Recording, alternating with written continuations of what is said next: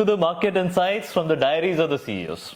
Today we have with us the Bhishma Pitama of the mutual fund industry, the DMD, Deputy Managing Director, and the Joint CEO for SBI Mutual Fund, Mr. DP Singh. Mr. DP Singh has been in the market for 30 years. 25 years with SBI Mutual Fund. Sir, thank you so much for spending time with us. Thank you. And we would like to take this opportunity and have some insights and wisdom shared with our viewers. Thank you so much for the time first. Thank you so much, and thank you. BajajCapital is part of my DNA, I tell you. And it's so close to my heart. We have worked together, and the kind of respect I have for the top management and the promoters is, you can't even imagine, because we have worked so well with them. So it's my pleasure to be talking to you and your team members through you. Thank you so much, sir. Thank you so much. I really appreciate this. So, sir, first question. Over the last 25 years that you've been with the mutual fund industry, with SBI also, and over the last 30 years of experience, you would have seen a lot of changes. Yep. Like on the consumer behavior, many market scenario changes also. How do you foresee these changes, and some comments and two bits on these changes that have developed over the last 25 years? See, what has happened and what is likely to happen are two very, very different stories. What happened, जब मैंने आज से 25 साल पहले अपनी journey शुरू की थी, बहुत ही अनस्ट्रक्चर्ड वो भी समय था कि जब एक फंड हाउस की स्कीम की एनएवी हफ्ते में एक बार आती थी और उस एनएवी पे सब लोग पैसा लगा सकते थे, मार्केट चाहे ऊपर जाए नीचे जाए. उसके बाद डेली एनएवी, उसके बाद जो टाइम स्टैंपिंग, टाइम पीरियड 3 बजे से पहले, these are all very, very revolutionary things, and we have so quickly aligned ourselves to the global practices, and we have gone ahead. Now global players are watching what India is doing, and they are following us. We were laggard with a big manner, but today we are in the front row. That is the difference I have seen. And from here on, जिस तरह से Indians की wealth create हो रही है, जिस तरह से उनका प्रोस्पेरिटी बढ़ रही है, पिछले 10 से 20 सालों में जो हमने देखा, जो भी अपनी हमारी आफ्टर लिबरलाइजेशन इन 91 जिस तरह से जीडीपी ग्रो हो रही है, उस तरह से मेरे को लगता है कि आने वाले टाइम एक बहुत ही सुनहरा भविष्य है हमारी इंडस्ट्री के लिए, हमारी मार्केट्स के लिए. क्योंकि आज की डेट में अगर मैं अपनी इंडस्ट्री की बात करूं, म्यूचुअल फंड में मात्र 4 करोड़ इन्वेस्टर्स हैं, जो कि हमारे हिसाब से आज की डेट में जो टारगेटेड ऑडियंस जो बोलते हैं, जो इसमें काम कर सकते हैं, तो वो मिनिमम 15 से 20 करोड़ है. तो जो भविष्य है बहुत ही सुंदर है, बहुत ही बढ़िया है. Economy is at the brightest pace at the spot at this time. The pace of growth is going to be very, very fast. So I think we Indians are going to be proud of whatever is going to happen, and the next generation will fully enjoy whatever hard work has been done by the generations before us. Asha. Nice, sir. So last year was a milestone year. Yep. As an overall mutual fund industry also, in spite of the fact that the numbers are still lower and we see a huge opportunity, we crossed 50 lakh crores, and the larger share of it is managed by SBI. Your two bits about how do we foresee this? How do you foresee this in the future, in the next 5 to 10 years? The mutual fund industry का जो growth, जो number growth है, that comes through two ways. One is the net sales, जो नया पैसा अंदर आता है, और दूसरा जो है उसका mark to market growth. Last year was definitely a very, very momentous year because we saw a very, very good mark to market growth in the industry. In fact, if you ask me in percentage terms, 70% of the growth, whatever we are talking about, must have come through the mark to market. 25 to 30% would have come through the net sales. Now the issue is whether going every year can we expect this much mark to market. The answer is definitely no. The speed could be little lower on the overall numbers, but I am sure the net sales number will grow manifold. More and more number will come, a number of people will come, and one good thing is the youth of India, which I am talking millennials and Gen Z, they are absolutely into investing, not savings. आज बंदे को ये नहीं पता होता कि मेरा saving account कहाँ पे है, उसको ये है कि मेरी एसआईपी किधर चल रही है, कौन से फंड में चल रही है, मैं उसमें फंड में पैसा लगाया कि नहीं लगाया। तो आपको एक मैं उदाहरण के तौर पे एक डाटा देना चाहता हूँ, एक आंकड़ा जो हमारा energy opportunities fund, SBI energy opportunity fund जो अभी हमने लॉन्च किया था, जिसमें आपका थैंक यू, आपकी टीम ने भी बढ़िया काम किया। After long time I am told, आपने बहुत बढ़िया आईपीओ में हर एक आपके टीम मेंबर ने कंट्रीब्यूट किया है इसमें, वो आपके भी बधाई के पात्र हैं। तो आंकड़े की तरफ मैं आऊँ तो उसमें ये है कि हमने 10 दिन में 4.5 लाख एप्लीकेशन आई। 4.5 लाख एप्लीकेशन में से आधी एप्लीकेशन मिलेनियल्स और जेन ज़ेड की थी, एज वाइज। जबकि आमतौर पे एक धारणा ये बनी हुई है कि एसबीआई म्यूचुअल फंड जो है ये एसबीआई की प्रोडजी है और ये पब्लिक सेक्टर है, इनके पास रिटायरीज का काम है। मतलब कई जगह ना हमारी और आपका डीएनए मिलता है। बजाज कैपिटल के बारे में ऐसे ही सोचा जाता है कि बहुत पुराने हैं, रिटायरीज के पैसे लगे हुए हैं, but the kind of youth money which you are getting and one 50% was even a surprise to me. 50% of the applications came from youth. एक और आंकड़ा है कि उसमें 50% से ज्यादा एप्लीकेशन जो है हमारी वो B30 से आई है। ये हमें भी इसके ऊपर बड़ी मतलब ये हैरानीजनक आंकड़े थे, परंतु ये ट्रेंड दिखा रहे हैं। 4.5 लाख लोगों का एक रिसर्च रिपोर्ट है, ये सैंपल साइज 4.5 लाख बंदों के आपका बिहेवियर क्या है इन्वेस्टमेंट की तरफ। तो जेन जेड और ये लोग, और ये जेन जेड और मिलेनियल का जो पैसा आया उसमें एक और चीज देखने को आई कि ट्रेडिशनल डिस्ट्रीब्यूटर से बहुत कम आया। अच्छा, जो ट्रेडिशनल डिस्ट्रीब्यूटर मतलब जो 10 साल से ज्यादा लोग मार्केट में हैं, उनके थ्रू केवल 8% पैसा आया। ये एक लर्निंग भी है, एक चैलेंज भी है, एक वार्निंग भी है। लर्निंग है कि youth is coming to this thing. Warning इसलिए है कि अगर हम लोग ऐसा नहीं करेंगे तो कैसे चलेगा, तो हमें करना पड़ेगा। हमें अपने लोगों को as a manufacturer and as a distributor we need to bring up some strategies that we are able to attract more and more number of people and we are able to respond to their the queries which are in their mind. You have to read their mind rather than they coming and asking. We have to proactively respond to their queries if any. Yes. So वो जो समय बदल रहा है ना, जो आपने पूछा आने वाले टाइम में, आने वाले टाइम में इस फंड ने हमें बता दिया कि फ्यूचर बहुत ही सुनहरा है। अगर उन्होंने एक बार देखा, जैसे हमने एनर्जी अपॉर्चुनिटीज फंड की बात की, दे थॉट प्रोसेस, क्योंकि उनको पता है, यूथ को मालूम है कि अगर देश को ग्रो करना है तो एनर्जी थीम अगले आने वाले 10-20 साल में चलने ही वाला है। तो उन्होंने उसको अलाइन किया जबकि कोई ट्रैक रिकॉर्ड नहीं था। तो सर जैसे आपने कहा B30 वाला, that was my another question actually, कि B30 and Tier 3 Tier 4 markets are seeing a lot of interest in mutual fund and even equities for that matter. We saw brokerage account data also, broking account data also. Do you see that trend increasing now with some corrections also happening? Do you see that trend only growing further? Yeah, it definitely will grow further, but there's a disclaimer. The data which we see for B30 and the actual data will be little different.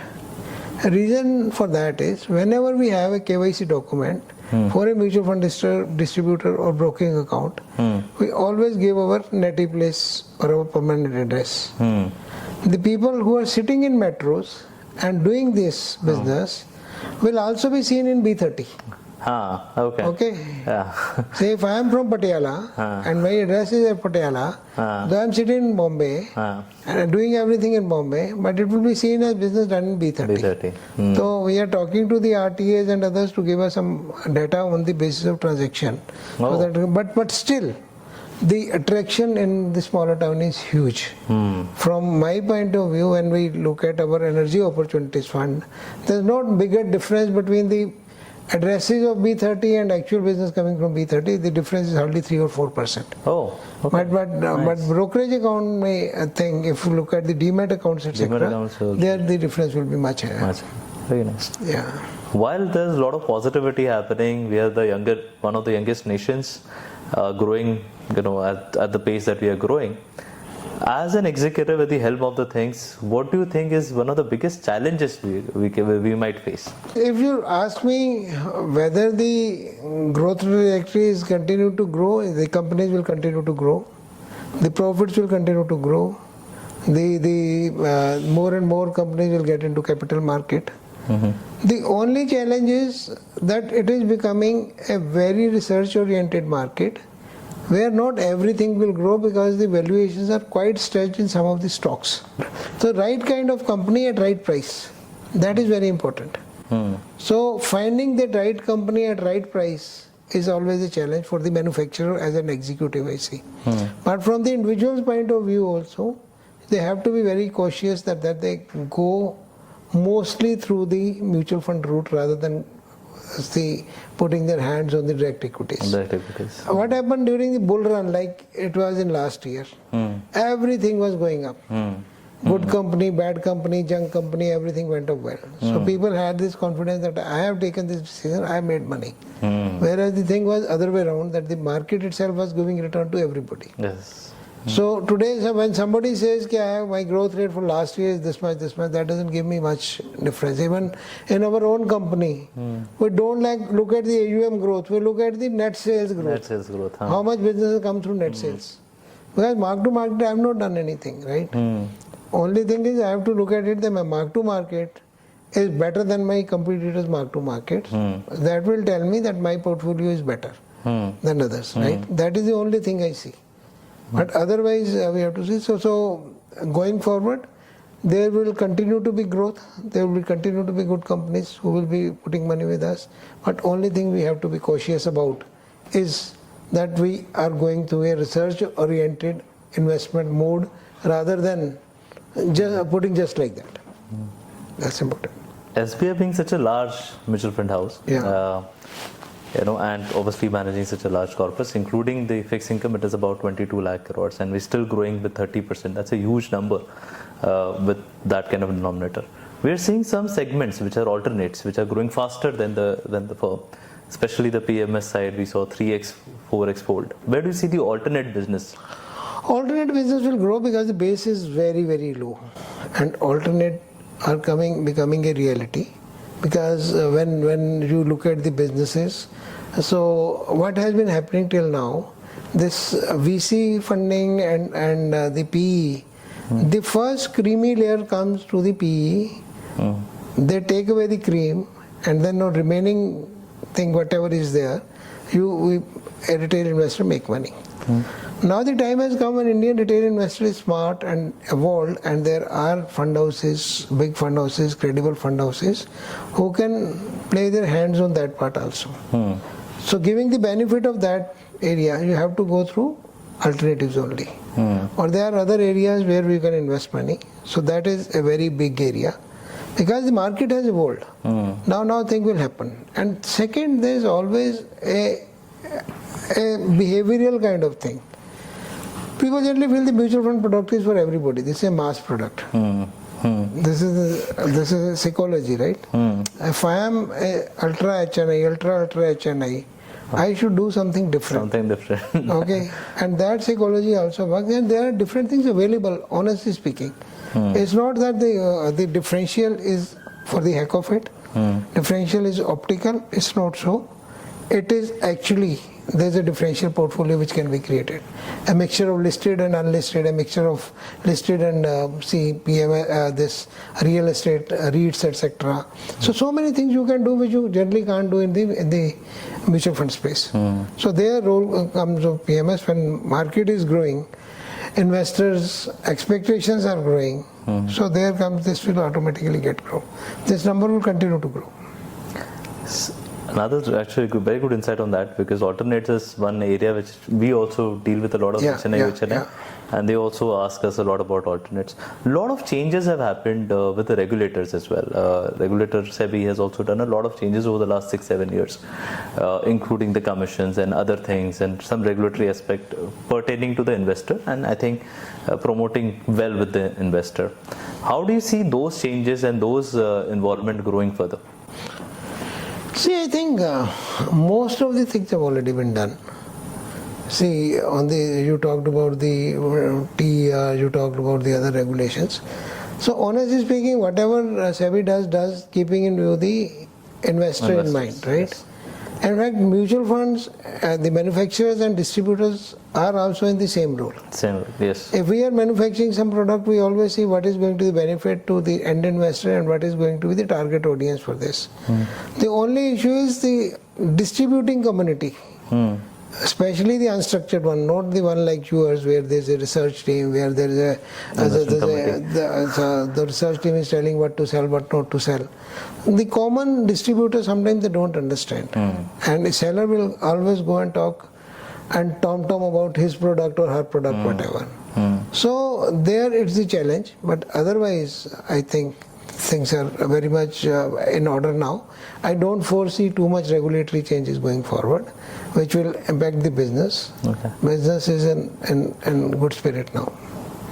Also, over the last few years, we've seen a lot of passive interest in the passives and interest in the thematic funds. We see almost all mutual fund houses coming with a lot of sector-oriented, themes-oriented funds. Do you see that trend also continuing? That will continue for the simple reasons. There's a tendency that the new investors are brought in during the hyper marketing period only. Okay. One more data about, again coming back to my fund. See, we got out of 4,50,000 customers, investors we got 1,85,000 new investors. New investors? 1,85,000 new KYC. Wow. That is impossible in a normal course. So one thing is NFOs, first NFOs will continue to come. Second, because of categorization by SEBI, most of the categories are filled, you can't have another fund. When there is a tendency of coming into new fund, then you have to have something. And there are, because of huge number of companies, it is easier to come out with a very strong thematic narrative. Like for energy opportunity, now n number of companies are there. We are talking about traditional energy and we are talking about the green and new age energy. So in between there are so many companies, and energy theme will continue to grow. So that has enabled. There are some themes like defense. You come out with a fund, but there are not enough companies. What will you do? Because in mutual fund you can't have money in unlisted companies. And there are hardly companies in the defense sector which can be counted. So those kind of themes don't work. So you have to have a larger theme like the energy opportunities fund or innovation fund, because innovation covers a lot of sectors. It's sector agnostic. Innovation can happen in BFSI also, innovation can happen in FMCG also, innovation can happen. So this is a broader theme. So that within this thing diversified, you are grabbing out with theme. So bigger themes will continue to grow, they will keep on coming, but smaller themes, whosoever comes with very small theme, this is for the heck of it. Because you will collect 200-300 crores pan India, what is the number? Hardly anything. So you have to go for a bigger theme, otherwise don't go. That's our theory. What is the strategy of SBI Mutual Fund for those next 2 years? See, we feel that it's not that what is going to be strategy. We have been given a responsibility. We are the largest fund house. Our prodigy, we are a prodigy of State Bank of India. And State Bank of India is a banker of every Indian. First thing is we want to be the wealth creator of every Indian. That is what. Nice. That is number one. For that, we have to be in mutual funds for sure, which we are there, which is our bread and butter, both on active, passive, both on debt and equity, both on hybrids. Because today we feel this is the best time to get into hybrids. We are positioning ourselves as a house of hybrids. Starting from arbitrage fund and conservative hybrid to aggressive hybrid fund, balance advantage fund, multi-asset fund, equity savings fund. All these funds are there, which are very good for a common investor. Because when you are saying that the valuations are stretched, but we have been saying this for the last 3 years. Okay, profits are coming and they are aligning with the valuations. So you don't want to miss out, be in hybrid fund. So we will be putting a lot of emphasis on hybrid funds. We will be very active on passives. We have created a separate business line for passives. We will be very big in Gift City. So all these are our areas of growth. Just being the devil's advocate here, do you see India is valued or rather overhyped also? It's not overhyped, it's costly. But as I said, it's not, as a market it's costly, but there are still stocks which are available at a fair valuation. You have to have a knack of picking up those stocks where the growth is going to come. But yes, it is not cheap. I will not say it's costly, but it is not cheap. That's how I will put it. GIFT City you touched base upon. How do you see GIFT City? GIFT City is going to be a next growth trajectory for Indian markets. Wow. Yeah, it's going to be huge, especially after the new government comes in, which expectedly the same government coming in. The speed with which it is going up, because everything which had to be done has been done. Most of the regulations are in place. Most of the things which were asked from the FPIs and others, those have been in place. The multi-stock exchange, NSE, BSE merging and having an entity there, that's a big step, right? Yeah. Then all the global players, they are visiting India. India is in the right kind of spot, and the kind of liberations which have been allowed for, we will be one of the largest players there as well. Another question would be, which sectors do you think are the ones that we can look at right now and not that overvalued rather? See, in every sector, there are very high overvalued stocks, there are fair valued stocks. So you can't put anything in one bucket that this sector is overvalued or undervalued. Okay. Honestly, when we launched this fund, Energy Opportunities Fund, sector was actually looking very attractive. Very attractive, yeah. But by the time we filed the paper with the SEBI, and people came to know that we are coming with the Energy Opportunities Fund, there was such a run-up. By the time we collected the money, invested, the market had already run up.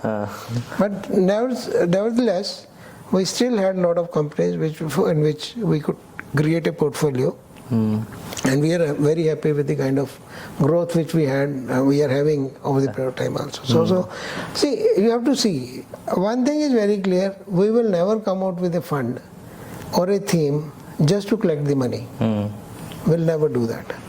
Wherever we are confident that there is a theme wherein by putting a huge research, and we can create a very good portfolio and will add value for the investor, we will come, otherwise we will not. With all the geopolitical stress happening around, some market corrections also happening, especially in mid-cap, small-cap side, what would be your advice or wisdom for the investors? No, mid-cap, small-cap and these things, when new businesses are coming, new companies will grow. Small caps will become mid-cap and mid-cap will become large-cap over the period of time. So that being the case, and India, geopolitical, yes, everybody is there. You know, today it has become very disciplined conflicts also. People are talking about the one day or weekend kind of conflict. They fight with each other on Saturday, Sundays. So that's a funny area. And second, the technology has taken this thing. Now the human army or something, that is definitely of big use. But when people know, everybody knows that the other party has the same capability of inflicting hurts on me in a big way. As much as I will give hurts, I will give pains, they can also give me pain. There will be keep on very, very big narratives, and there will be escalations. But touch wood, I feel that things will ease out. Things will not happen.